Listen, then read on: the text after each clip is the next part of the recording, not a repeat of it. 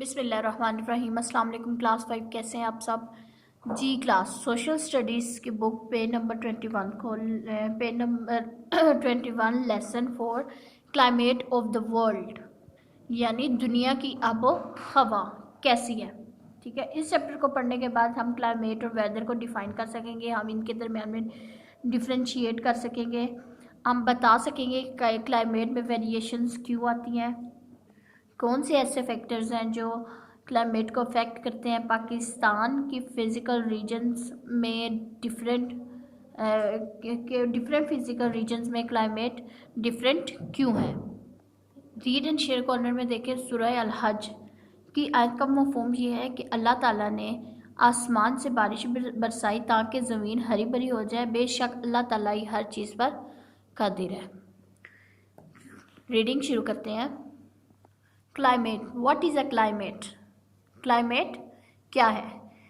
Climate is the average weather conditions in an area over a long period. किसी एक लंबे या एक महदूद लंबे अरसे तक किसी वेदर की कंडीशंस को क्लाइमेट कहते हैं। ठीक है, और वेदर क्या है। वेदर जो है वो स्टेट ऑफ एटमॉस्फेयर है। ठीक है, यानी अब देखें कि अगर हम बात करें कि भाई अभी इस्लामाबाद का वेदर क्या है। ठीक है, अभी हम कह सकते हैं भाई ठीक है इस्लामाबाद का वेदर सनी है या रेनी होगा। ठीक है लेकिन क्लाइमेट यानी आबो हवा क्या है पाकिस्तान की या इस्लामाबाद की। अभी इन पिछले दिनों में आपने सुना हुआ था कि खुश्क हवाएं चल रही हैं। ठीक है, तो इसका मतलब था कि पाकिस्तान की जो क्लाइमेट है वो खुश्क हो गई है। लेकिन आम तौर पर पाकिस्तान की जो क्लाइमेट है वो मुतदल है, ना इतनी खुश्की है इसमें और ना ही इतनी नमी है। वेदर में तकरीबन temperature, precipitation, air pressure and cloud cover जैसे फैक्टर्स को देखा जाता है। वेदर दिन ब दिन चेंज होता रहता है, घंटे से घंटे चेंज होता है। यानी अभी वेदर कुछ है, अभी मौसम कुछ है और कल मौसम कुछ और होगा। अभी मौसम ऐसा है तो एक घंटे बाद मौसम ऐसा हो जाएगा। लेकिन जो क्लाइमेट होती है वो सदियों तक चेंज नहीं होती। फैक्टर्स दैट अफेक्ट क्लाइमेट, ऐसे कौन से फैक्टर्स हैं जो क्लाइमेट को अफेक्ट करते हैं जी। क्लास पेज नंबर 22 पर आ जाए। यहाँ पर आप सबसे पहले देखेंगे लिखा हुआ है लैपटॉप। लैपटॉप यानी कौन से ऐसे फैक्टर्स हैं जो क्लाइमेट को अफेक्ट करते हैं, तो हमने लैपटॉप से याद रख लेना है। एल से latitude, altitude, proximity to water, topography, ocean currents, prevailing winds. Altitude, अब हम सबसे पहले एटीट्यूड के बारे में लैटिट्यूड के बारे में पढ़ लेते हैं कि ये क्या है। ये इम्पोर्टेंट फैक्टर है जो क्लाइमेट को अफेक्ट करता है। लाइन ऑफ लैटिट्यूड तो आपने पढ़ा ही था लास्ट चैप्टर में, जो ग्लोब पर देखी थी आपने।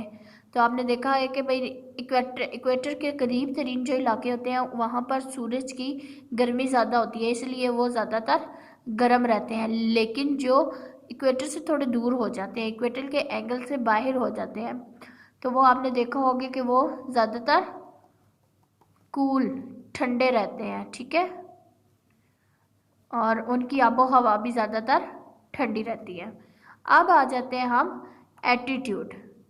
लैटिट्यूड इक्वेटर पर थी, लेकिन एटीट्यूड से हम हाइट, एटीट्यूड को हम हाइट के ज़रिए नापते हैं कि जितनी हाइट होगी किसी इलाके की उतना ही उसका टेम्परेचर लो होगा। लेकिन ऐसे इलाके जो साहिल समुद्र या ज़मीन के करीब तरीन हैं वो गर्म होंगे, लेकिन जो इलाके हाइट पर होते हैं वो ठंडे होते हैं। जैसे मरी को देख लें, मरी अब हाइटेड इलाका है। ठीक है, प्लेस है, यानी पहाड़ों पे है ना, तो पहाड़ ठंडे होते हैं। आप जैसे देख लें कि भाई मुल्तान को देख लें, अब वहाँ पर कोई पहाड़ी सिलसिला नहीं है तो वो गर्म है। पाकिस्तान के हिल स्टेशंस कौन से हैं। मरी, नारान, काहान। ठीक है, और पाकिस्तान के जो प्लेन एरियाज़ हैं जैसे पंजाब और सिंध ये गर्म होते हैं, और मरीन आरान का खान ठंडे हैं, क्यों? क्योंकि ये हाइट पर है। अब आगे हमारे पास तीसरा स्टेप है प्रॉक्सिमिटी टू वाटर। अच्छा जी, जो ओशन होते हैं वो हीट को बाहर निकालते हैं और खुद ज़्यादातर कोशिश करते हैं कि वो ठंडे रहें ज़मीन से ज़्यादा। तो इसी वजह से सर्दियों और गर्मियों में इलाके जो कोस्टल एरियाज़ होते हैं वो ठंडे होते हैं और सर्दियों में गर्म होते हैं। और समुद्र के करीब तरीन जो इलाके होते हैं वो उनकी मॉडरेट क्लाइमेट होती है। अब हम बात करेंगे टोपोग्राफी के बारे में। What is a topography? Mountain has two side. Mountain की दो साइड्स होती हैं, एक विंडवार्ड और एक लीवार्ड। अब यहाँ से देखिए कि विंड यहाँ से जा रही है। अब ये हमारे पास होगी विंडवार्ड, ठीक है। ये पहाड़ है, यहाँ से हवा जा रही है तो ये होगी विंडवार्ड, और ये यहाँ से दूसरी तरफ से ये होगी लीवार्ड। आपको पता है पहाड़ के एक तरफ पे बारिश हो रही होती है और दूसरी तरफ पे ज़्यादातर धूप होती है, अक्सर ऐसा ही दिखने को मिलता है। अब क्लाउड जो होते हैं वो सफ़र करना शुरू करते हैं और जब ये यहाँ टॉप पर पहुँचते हैं तो यहाँ पर बारिश होना शुरू हो जाती है। और एक साइड पे बारिश है तो इसका मतलब है ये विंड वार्ड है, लेकिन एक साइड पर बारिश नहीं है तो वो ली वार्ड होगी। तो जैसी बात है, जो विंड वार्ड है वहाँ का मौसम ठंडा रहेगा, लेकिन ली वार्ड का ये मौसम जो है वो थोड़ा गर्म रहेगा और वहाँ पर शेडो इफ़ेक्ट होंगे। यही एक वजह है कि पहाड़ के एक तरफ और दूसरी तरफ मौसम जो है वो मौसम और क्लाइमेट चेंज ही रहती है। नेक्स्ट है हमारे पास ओशन करंट। ओशन करंट क्या है? Continuous flow of water in ocean, ठीक है। और ये ठंडा या गर्म रह सकता है एयर की वजह से, यानी हवा अगर गर्म होगी तो ओशन करंट भी वार्म होगा, लेकिन अगर हवा ठंडी है तो ओशन करंट भी ठंडा होगा। ऐसे सीज या ऐसे समुंदर जो इक्वेटर के करीब है तो वो गर्म हवा की वजह से गर्म ही रहेंगे, लेकिन जो दूसरी तरफ है, जो इक्वेटर से थोड़े दूर है, पोल्स की तरफ है, तो वो ठंडे रहेंगे। क्यों? क्योंकि इक्वेटर से जब दूर हो जाओ तो सूरज की गर्मी उस तरह से नहीं पहुंच पाती जितनी वो इक्वेटर पर पहुंचती है। अब आगे हमारे पास next topic prevailing winds. Wind यानी हवा की डायरेक्शन और उसकी मूवमेंट क्लाइमेट को अफेक्ट करती है। अगर विंड किसी गर्म इलाके से आ रही है तो वो टेम्परेचर को हाई कर देगी, लेकिन अगर हवा जो है वो किसी ठंडे इलाके से बहकर आ रही है तो वो टेम्परेचर को लोअर कर देगी। नेक्स्ट टॉपिक है हमारे पास टाइप्स ऑफ क्लाइमेट। क्लाइमेट की टाइप्स कितनी है? क्लाइमेट को 3 टाइप्स में डिवाइड किया गया है with respect of lines of latitude. Tropical zone, temperate zone और फ्रिजिड जोन। ये इस डायग्राम को देख ले ज़रा सब बच्चे। यहाँ पर देखें, ये आपको ये लाइन ऑफ इक्वेटर है, ठीक है, एन इमेजिनरी लाइन, ठीक है। ये क्या है? इक्वेटर। ये यहाँ पर ट्रॉपिकल जोन, फिर टेम्परेट जोन और फिर फ्रिजिड जोन। जी क्लास, तो ये जो ट्रॉपिकल जोन है ये हमारे पास सारा साल गर्म रहती है, ठीक है, सारा साल गर्म रहती है।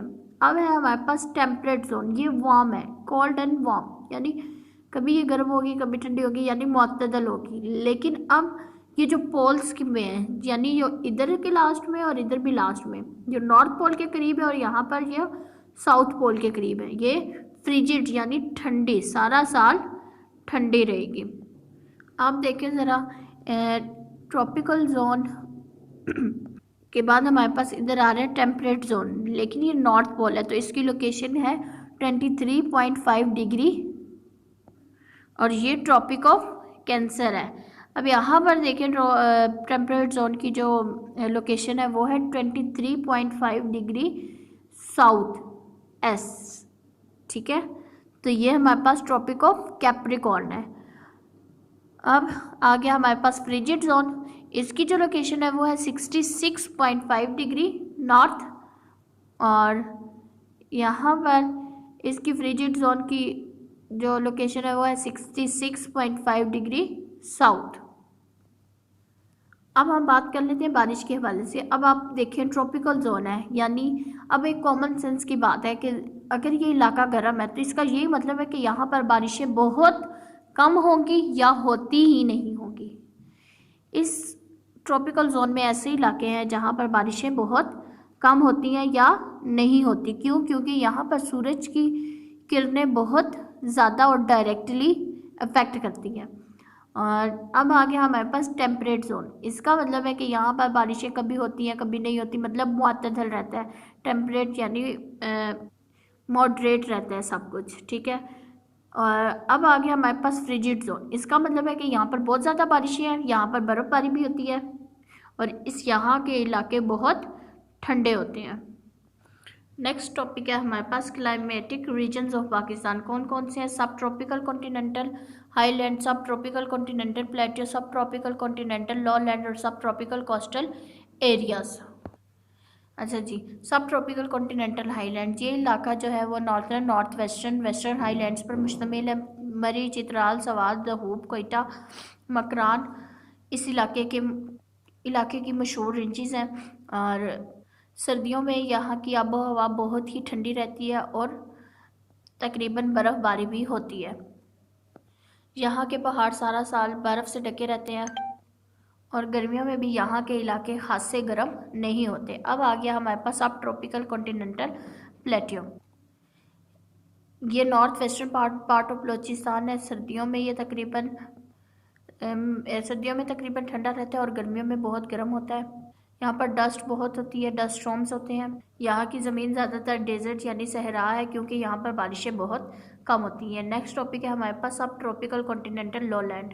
इसमें ज़्यादातर पंजाब और सिंध के इलाके शामिल हैं। यहाँ की जो क्लाइमेट है वो खासी गर्म रहती है और इसी वजह से यहाँ पर गर्मियों का मौसम ज़्यादा देर तक रहता है, जबकि सर्दियाँ जो होती हैं वो ठंडी होती हैं और छोटी होती हैं। यानी अगर सर्दी 6 महीने की है तो हो सकता है इधर 5, 5.5 या 4.5 महीने की पड़ रही हो। और इसके जो गर्म तरीन इलाके हैं वो है Jacobabad, Sibi. Most part of year is warm. अच्छा जी, सारा साल ज़्यादातर यहाँ के इलाके ठंडे रहते हैं और खुश्क हवा होती है। यहाँ के लोग सब्जियाँ और दालें खाना पसंद करते हैं और ये कपड़े तकरीबन ढीले ढाले से पहनते हैं। अब आ गया सब ट्रॉपिकल कोस्टल एरियाज़, यानी साहिल समुंदर के करीब तरीन के जो इलाके हैं वो कौन से हैं? कराची, मकरान, बलोचिस्तान।